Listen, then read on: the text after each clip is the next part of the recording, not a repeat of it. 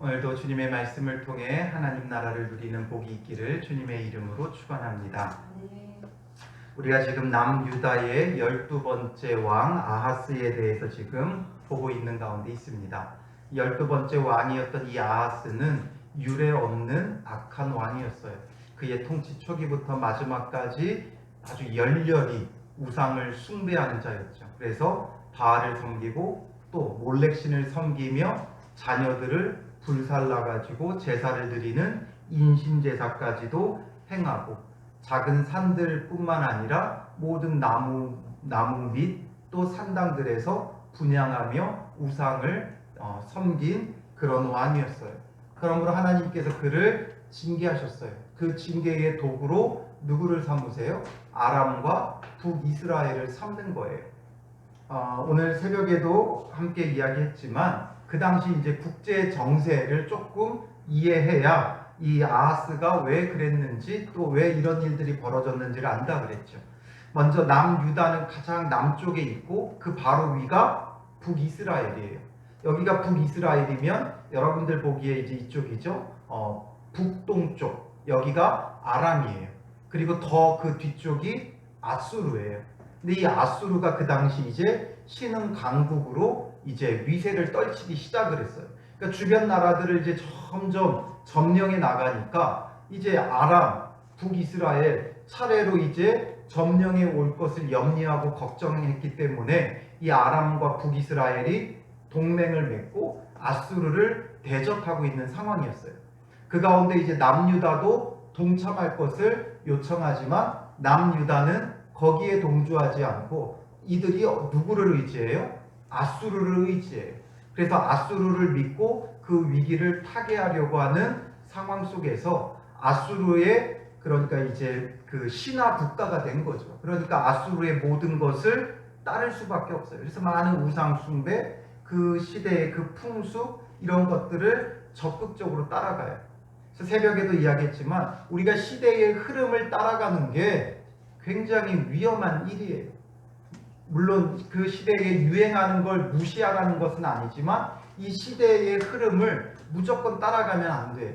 그래서 우리가 정말 조심해야 되는 것, 문화라는 것 자체가 하나님이 우리에게 주신 어떻게 보면 사람들이 누릴 수 있는 축복이지만 이 세상의 문화는 하나님을 대적하는 문화로 흘러가기 때문에 이 세상 문화를 우리가 따라가면 안 된다는 거예요. 그래서 이 지금 아하스가 세상 문화를 따라간 끝에 결국에는 그 끝이 우상 숭배였고 하나님의 징계였더라라는 것을 보여주고 오늘 이 시대가 흘러가는 대로 어떤 물질, 대중문화 아니면 어떤 쾌락, 즐거움 이런 것들을 우리가 무분별하게 따라가다 보면 우리도 똑같이 이 아하스와 같은 결말을 경험할 수밖에 없는 거예요. 그래서 앞선 본문에서 아람이 먼저 와가지고 이 남유다를 치죠. 그래서 앞선 5절에 보면 그들이 하나님 여호와께서 그를 아람 왕의 손에 넘기심에 그들이 쳐서 심히 많은 무리를 사로잡아 다메섹으로 갔으며 이 남유다를 치고 많은 무리를 지금 잡아다가 포로로 끌고 갔어요. 아람 사람들만 그렇게 끌고 간 게 아니라 그 이후에는 이제 북이스라엘의 왕이었던 베가가 이제 유다에 와가지고 하루 만에 얼마를 죽여요? 12만 명을 죽이게 돼요. 말이 12만 명이지 이게 사실 그 당시에는 참 있을 수 없는 일이에요. 단 하루 만에 12만 명이 죽는다는 것. 결국 하나님의 징계가 아니면 있을 수 없는 일이었던 거죠. 그리고 에브라임의 용사 시그리가 와가지고 많은 지도자들을 죽이게 되어져요. 결국 이 모든 건 하나님의 징계로 인한 거예요. 시대의 흐름을 쫓아갔던 아하스에게 내려졌던 하나님의 큰 징계의 손길이었다라는 것을 우리는 잊지 말아야 돼요. 근데 거기서 끝났느냐? 그게 아니라 이제 오늘 본문으로 넘어오면서 8절에 보니까 이스라엘 자손이 그들의 형제 중에서 그들의 아내와 자녀를 합하여 20만 명을 사로잡고 그들의 재물을 많이 노략하여 사마리아로 가져가니 되어 있죠. 20만 명을 이미 포로로 지금 끌고 가는 상황이에요. 이미 그 이전에도 아람이 많은 사람들을 사로잡아 갔고, 그 다음에 북이스라엘에 의해서 12만 명이 죽었고, 그 다음에 이 북이스라엘이 와가지고 20만 명을 지금 포로로 끌고 가고 있는 상황이 벌어졌다라는 거죠. 정말 참혹한 결과예요. 하나님의 징계 가운데 놓이는 거예요. 오늘 우리도 세상의 풍습을, 풍류를 따라가다 보면 결국 이렇게 된다는 걸 잊지 말아야 돼요. 세상 풍조를 따라가다 보면 이렇게 돼요. 그래서 요즘 굉장히 많이 보이는 세상의 풍조가 뭐예요? 요즘 이 시대의 흐름에 대표적인 두 가지를 꼽으라면 비트코인하고 주식이죠. 사람들이 여기에 왜 이렇게 열광하는지 모르겠어요. 이게 뭐 최근에 생긴 게 아니에요. 뭐 비트코인도 뭐 최근에 생겼다고 하지만 이미 오래전부터 있었던 거고, 주식이라는 건 제가 어릴 때도 어른들이 많이 투자해서 막 여러 가지 집 날리고 막 이랬던 일들이 벌어졌던 적이 있었어요. 그러니까 이 오래된 일들이지만 요즘 이게 갑자기 다시 한번 부각되고 부상되면서 온 나라, 우리나라뿐만 아니라 전 세계가 지금 여기에 열광을 하고 있고, 이걸 안 하면 오히려 어리석고 바보처럼 여겨지는 이런 시대의 흐름 속에서 결국 이 끝이 뭐가 되느냐라는 거죠. 우리가 이걸 분명히 알아야 돼요. 그 끝은 결국에는 참혹한 죽음밖에 없어요. 안타깝게도 요 근래에 일가족이 이것 때문에 죽는 일이 벌어졌잖아요. 우리가 너무나도 잘 알지만 조양의 실종으로 인해 부각되어졌던 그 사건, 물론 아직은 그 정확하게 사인과 원인에 대해서 밝혀지지는 않았지만 추정되어지는 게 뭐예요? 비트코인으로 인해 돈 많이 날리고 경제적 어려움을 겪다가 결국 극단적 선택을 한 것으로 보여지잖아요. 결국 그 끝이 좋지 않아요. 언젠가부터 아무리 모아도, 아무리 열심히 저축하고 아껴 써도 이제는 집을 살 수 없다 이러면서 사람들이 집 한 채 사보겠다고 주식과 비트코인에 열광했지만 오히려 더 많은 사람들이 지금 그것으로 인해 피해를 보고 있고, 오히려 지금 이제 생사를 넘나들고 있어요. 오늘 뉴스도 잠깐 보니까 지금 그런 것으로 인해 파산 신청한 사람 중에 결국 이것 때문에, 비트코인 때문에 파산 신청한 사람이 20, 30대가 전체의 45%를 차지한대요. 그러니 그 젊은이들이 결국 그 끝에는 죽음밖에 없다는 거예요. 그래서 그걸 어떻게 해야 되느냐, 그 대책에 대해서 오늘 뉴스가 막 나오더라고요. 결국 그렇게 그게 뭔가 우리의 어떤 인생의 해결이 되어질 것이라고 생각하고 열광하고 사람들이 투자했지만 결국 그 끝은 죽음이고, 결국 죽음으로 내몰고 있다고, 지금 어떻게 해야 그 젊은이들을 구제할 수 있을까 이러면서 그런 거에 대해서 지금 뉴스에서 나오고 있더라고요. 이런 것처럼 세상의 모습을 따라가면, 그 시대의 흐름을 넉넉히 따라가다 보면 그 끝은 멸망이 되고 죽음이 되는 거예요. 그러니 이 세상과 아예 담을 쌓고 살아라 이걸 이야기하는 게 아니죠. 정말 주님 안에서 우리가 무엇이 옳은지 무엇이 그른지 분명한 기준을 가지고 살아가야지, 남들 한다고 따라가면, 친구 따라 강남 간다고 사람은 친구 따라 어디 가요? 지옥 가는 거예요. 친구 따라 죽음으로 가는 거예요. 따라가봤자 결국 그 끝은 죽음이에요. 그래서 우리는 누구만 따라가야 돼요? 예수 그리스도만 따라가야 되는 거예요. 친구 따라가면, 이웃 따라가면 같이 망하고 같이 죽는 거예요. 오직 예수 그리스도를 붙잡고 예수님을 따라가는 그런 믿음의 사람이 되어져야 하는 것이죠. 그래서 이 남유다가 이런 참혹한 결과를 겪는 거예요. 많은 사람이 아람의 포로로 끌려가고 하루 만에 12만 명이 죽고, 거기서도 모자라 북이스라엘에 20만 명이 끌려가고, 그리고 재물도 많이 약탈해서 가는 그런 일이 지금 벌어지고 있는 거예요. 그런데 갑자기 이들이 지금 북이스라엘이 이렇게 사로잡아가는 가운데 하나님께서 하나님의 사람을 한 명을 보내. 그게 누구예요? 9절에 나오는 오뎃이라는 선지자예요. 이 오뎃이라는 선지자가 나와서 이스라엘 사람들에게 외치기 시작했어요. 9절에 보면 너희 조상의 하나님 여호와께서 유다에게 진노하셨으므로 너희 손에 넘기셨거늘 너희의 노기가 충천하여 살육하고 이제 너희가 또 유다와 예루살렘 백성을 압제하여 노예로 삼고자 생각하는도다 말하죠. 지금 이 일이 무엇인지도 모르고 너희가 흥분해서 지금 노기가 충천하여 살육하고 있다라는 거예요. 남유다가 번제했기 때문에 잠시 너희를 들어 치셨을 뿐인데 너희가 그것이 마치 자기의 승리이냐 막 노기가 충천해서 지금 사실상 북이스라엘이라고는 하지만 이 북이스라엘과 남유다는 어떤 관계예요? 형제 관계죠. 한 민족이에요. 형제고 친인척이고 한 가족이에요. 그런데 지금 서로가 이렇게 죽이고 전쟁에서 그냥 그렇게 12만 명을 죽였으면 그걸로 끝났어야 돼요. 그런데 거기다가 그것으로도 모자라서 지금 20만 명이나 포로로 끌고 가고 있어요. 이 20만 명을 뭐 하려고 하는 거예요? 자기들의 노예로 삼려고 하는 거죠. 하나님은 형제를 노예로 삼는 것을 엄격히 금하셨어요. 레위기 25장 46절에 보면 너희는 그들의 후손에게 기업으로 주어 소유가 되게 할 것이라. 이방인 중에서는 너희가 영원한 종을 삼으려니와 너희 동족 이스라엘 자손은 너희가 피차 엄하게 부리지 말지니라 하면서 형제에게는 엄하게 하지 말아라.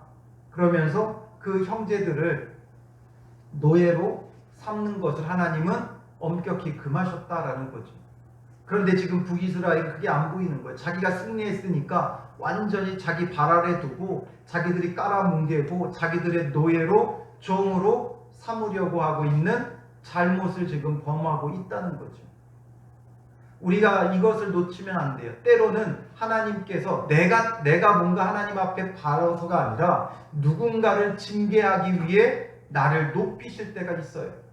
나 때문에 누군가가 오히려 수치를 당하게 하실 때도 있어요. 그것은 내가 잘해서가 아니라 그 사람을 하나님께서 징계하기 위한 거죠. 지금 북이스라엘이 잘했다고 하나님께서 승리를 주신 게 아니라 남유다가 너무 잘못해서 그들을 바르게 꾸짖기 위해 지금 북이스라엘과 아람을 통해 혼내신 거예요. 그것을 알지 못하고 마치 자기들이 대단한 양 이제 거기서 끝나지 않고 자기들 마음대로 20만 명을 포로로 끌어가고 지금 노략하고 이러고 있기 때문에 이걸 깨달으라는 거죠. 그러므로 우리가 누군가 경쟁에서 이겼을 때 뭔가 남들보다 앞서갈 때 높은 자리에 앉을 때 교만하면 안 돼요. 우쭐대면 안 돼요. 내가 잘해서가 아니라 오히려 하나님께서 저 사람을 꾸짖고 가르치기 위해서 잠깐 나를 높이실 때가 있는 거예요. 그러면 오늘 본문을 통해 우리가 몇 가지 깨달아야 될 것이 있지만 그 중에 하나가 바로 북이스라엘을 통해 내가 높아질 때 그때 하나님께서 내가 잘해서가 아니라 나를 잠시 사용하셨을 뿐이라는 걸 알아야 돼요. 우리가 너무나 무자비하게 상대방에게 행하면 안 돼요. 뭔가 경쟁에서 이기게 되었을 때, 경쟁에서 이겼을 때 상대방에게 매몰차게 행하고 무자비하게 행하면 안 돼요. 항상 우리는 자비를 베풀어야 돼요. 내가 이겼다고 해서 요즘 이 시대는 승자 독식 이렇게 되어 있죠. 그러니까 이긴 사람이 다 갖는 거예요.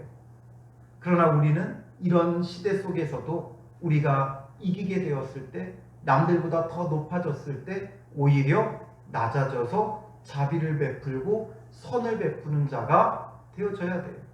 내가 이겼다고 해서 다 내 것이다가 아니라 진 사람에 대해서도 상당히 배려하고 아껴주고 용납해주는 그런 신앙의 자세가 필요한 거죠. 그래서 우리가 이기게 되었을 때, 높아졌을 때, 그때는 항상 우리는 우리보다 낮은 사람들, 연약한 자들, 진 사람들에게 배려와 자비를 베푸는 것, 이게 필요하죠. 그래서 계속해서 꾸짖어요.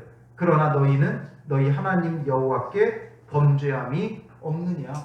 너네는 뭐 잘못한 거 없느냐? 그런즉 너희는 내 말을 듣고 너희의 형제들 중에서 사로잡아온 포로를 놓아 돌아가게 하라. 여호와의 진노가 너희에게 임박하였느니라. 너희는 죄가 없냐? 죄 있지 않느냐? 그러니 하나님의 진노가 임박해 있다. 그러니까 지금 이렇게 너희들 마음대로 행할 때가 아니라 너희 자신을 돌아보고 그리고 저들은 다 돌려보내라. 너희의 형제지 않냐? 하나님께서 금하신 대로 형제를 종으로 노예로 삼는 게 옳지 못하니 돌려보내라. 이것을 말해주죠. 이런 말이 들리겠어요? 안 들리겠어요? 지금 승리했잖아요. 앞서서 남유다의 왕들이 이렇게 승리했을 때, 자기 마음대로 행했을 때, 선지자를 통해 하나님께서 말씀하실 때 들은 왕이 있었어요? 없었어요? 없었죠. 그래서 결국 멸망의 길로 걸었어요.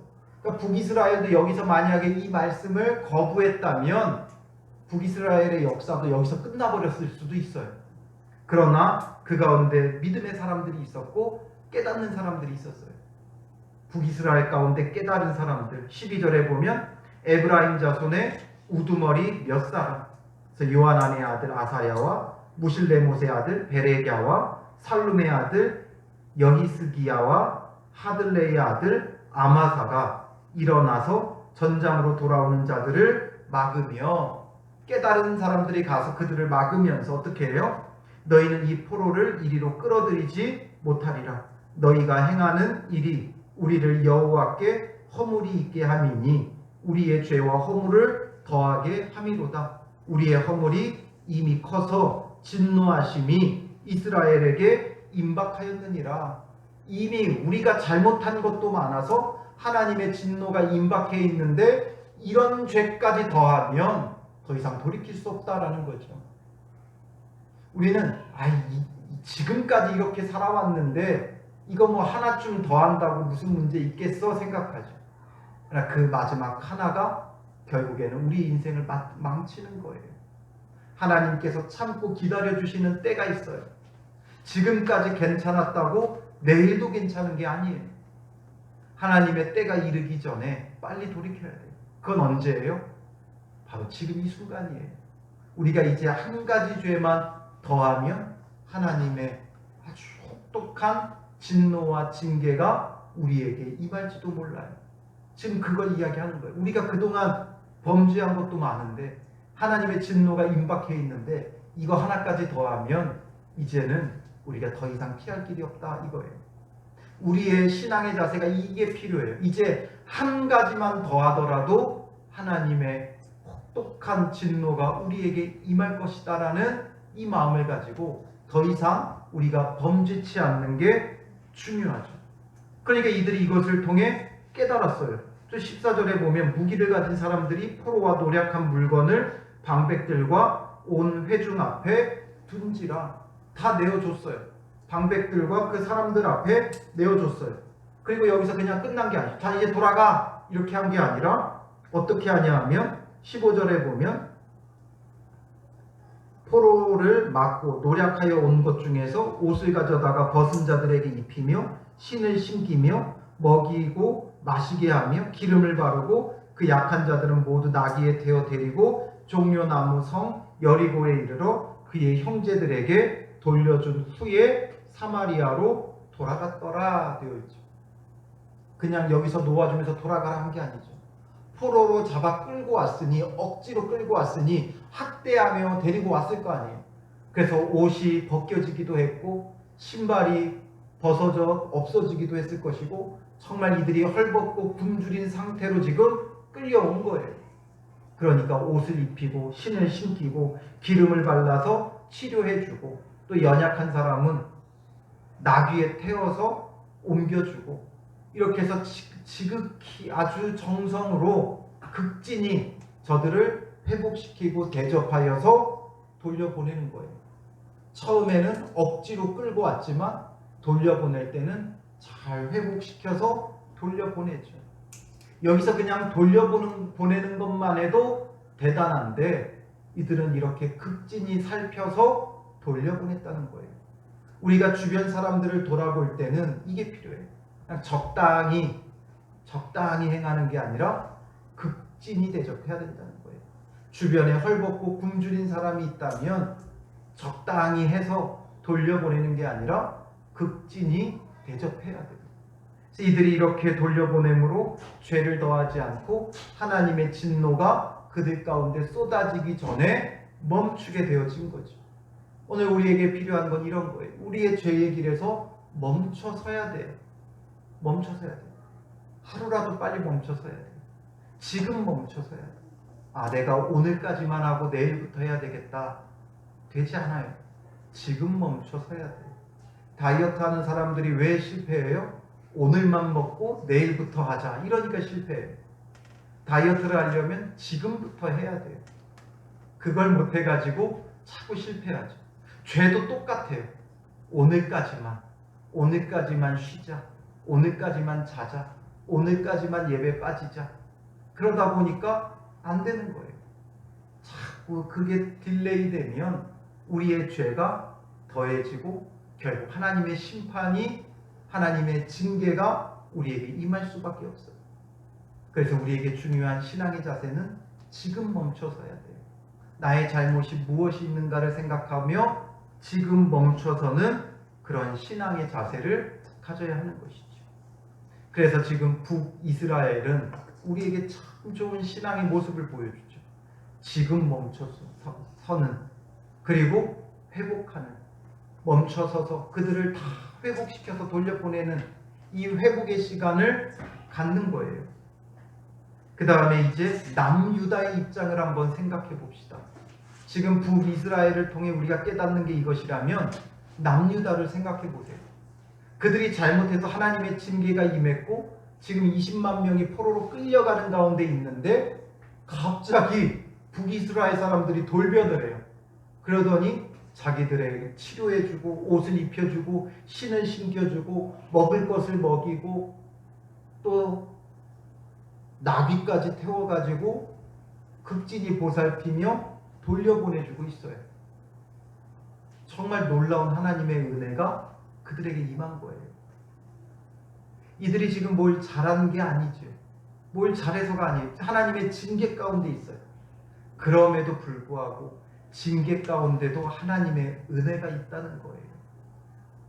그들이 잘해서 하나님의 은혜가 임한 것이 아니라 하나님의 은혜는 말 그대로 아무런 이유가 없어요. 하나님의 그냥 사랑이에요. 우리가 하나님의 은혜를 입고 있다고 내가 잘한다고 착각하면 안 돼요. 이들이 우리가 뭔가 잘해서 우리가 하나님 보시기에 합당해서 돌려보내주시는구나, 이걸 생각하면 안 된다는 거예요. 하나님의 은혜를 입을수록 어떻게 해야 돼요? 자격 없는 나를 알고 주님 안에서 돌이켜야 한다는 거예요. 지금 이것은 무엇을 보여주고 있는 거예요? 바벨론 포로로 끌려갔다가 지금 귀환해서 돌아온 자들, 이들도 마찬가지라는 거죠. 지금 이 역대상하의 말씀은 남유다가 바벨론에 멸망하고 바벨론 포로로 끌려갔다가 정말 하나님의 놀라운 은혜로 이들이 포로 귀환을 하죠. 고레스 왕 때에 칙령을 내려서 돌아가라고 해서 갑자기 많은 보물과 재물을 주며 그들이 돌아오게 되어졌죠. 그러니까 그들의 처지와 똑같아요. 그러니까 자기들의 모습이 이렇다라는 것을 지금 하나님께서 보여주고 계신 거죠. 그렇다면 이게 역대상하를 처음 수신했던 그들의 문제냐? 아니요. 오늘 우리도 같은 상황, 같은 처지에 있다는 거예요. 우리는 예수 믿고 구원받은 은혜를 누리고 있죠. 우리가 잘해서 은혜를 누리는 게 아니에요. 내가 교회를 열심히 다녀서 그런 은혜를 누리는 것 아니고, 내가 헌금을 많이 해서, 봉사를 많이 해서, 헌신을 많이 해서, 기도를 많이 해서, 예배를 많이 드려서 그래서 누리는 은혜가 아니라는 거예요. 우리는 여전히 죄 가운데 있지만, 하나님의 징계 가운데 놓여 있지만, 그 속에서도 하나님이 베푸시는 은혜로 예수님을 믿고 구원을 얻게 되어졌다는 거예요. 그러므로 지금 이들이 우리 이제 돌아왔다 행복해야 할 때인가요? 아니죠. 그동안 그들이 범죄했던 것을 빨리 돌이켜야 돼요. 하나님의 이런 놀라운 은혜를 입었기 때문에 하나님을 바르게 알고 바르게 믿고 그동안 그들이 범했던 모든 우상 숭배를 다 타파해야 돼요. 우상을 제거하고 멸하고 주님 앞에 회개하고 영적 각성이 이제 일어나야 하는 거죠. 바로 이게 하나님께서 은혜를 베푸시는 이유예요. 하나님께서 징계하시되 우리를 멸하지 않으셔요. 은혜를 베풀어 주세요. 오늘 우리도 죄의 징계 가운데 있기에 여러 가지 삶의 어려움과 문제를 경험하죠. 때로는 육체의 질병으로 고난당하기도 하고 어떤 삶의 물질적인 문제의 어려움을 경험하기도 하고 또 가족 간의 그 관계의 어려움들을 경험하게도 되고 여러 가지 문제들을 경험하게 돼요. 결국 그 모든 것은 우리가 죄인이 까닭에 하나님의 징계 가운데 놓여 있다는 거예요. 그럼에도 불구하고 예수 그리스도를 믿고 구원받는 은혜를 베풀어 주셨다면 구원받았다 우리가 좋아하고만 있을 때가 아니라 하나님의 징계 가운데 놓였던 우리의 이 모습을 돌아보며 회개해야 한다는 것이죠. 오늘 우리가 이것을 하지 못한다면 안 돼요. 징계 가운데 하나님은 은혜를 베푸신 거예요. 징계로 멸해야 되는데 멸하지 아니하시고 은혜 베풀어 주신 거예요. 그러므로 우리의 살아가는 모든 이 순간순간이 주님의 은혜임을 잊지 말아야 돼요. 우리는 내가 원하는 게 이루어지지 않아서 은혜를 누리지 못하고 있는 게 아니에요. 우리는 내가 원하는 게 이루어졌을 때 하나님의 은혜다라고 여기지만 하나님의 은혜는 이미 우리가 누리고 있는 거예요. 우리는 죄로 죽어 마땅한 존재지만 예수 그리스도로 말미암아 우리를 멸하지 않고 구원해 주신 거예요. 그 은혜를 여러분들이 누리고 있다는 거예요. 지금 남유다가 누리고 있는 은혜, 바벨론 포로에서 귀환한 자들이 누리고 있는 은혜, 그 은혜와 동일한 은혜를 우리는 예수 그리스도를 통해 누리고 있다는 거죠. 이것이 우리 안에 깨달아져야 돼요. 인정이 되어져야 돼요. 그래서 주님 앞에서 이제는 우리의 죄의 삶을 철저히 회개해야 돼요. 은혜를 알고 주님 앞에 감사하고 찬양하며 진정한 감사와 찬양은 우리의 삶의 변화예요.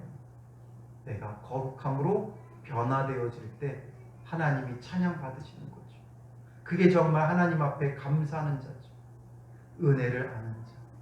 그 은혜로 인해 삶을 돌이킬 수 있고 회개할 수 있고 참된 길로 나아갈 수 있는 믿음의 사람이 되어져야 한다는 것이죠.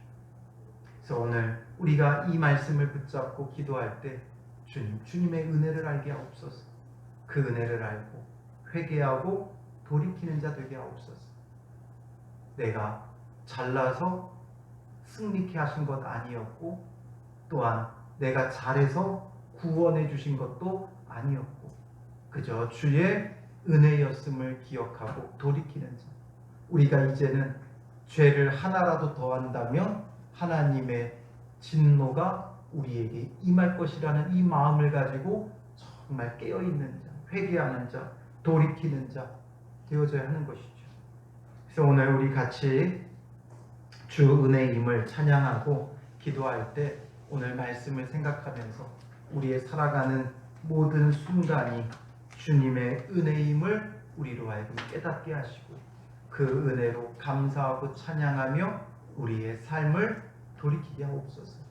우리가 하나님의 진노 가운데 놓여 있는 자이나 하나님께서 은혜 베푸셨음을 기억하게 하시고 이제는 하나라도 죄를 더하면 하나님의 진노가 임할 것을 우리가 두려워하고 경외하며 회개하고 돌이켜서 주님의 은혜를 알고 주의 은혜를 아는 자로서의 삶의 열매가 맺어지게 하옵소서. 그래서 우리의 삶에 참된 회복이 예수 그리스도를 통해 임하게 하옵소서. 예수 그리스도를 통한 그 은혜를 감사하며 찬양하며 노래하는 자 되게 하옵소서. 우리의 삶이 회복되게 하시고 가정이 회복되게 하시고 교회가 회복되고 학교와 일터가 회복되어지는 은혜가 있게 하옵소서. 우리 같이 기도하겠습니다.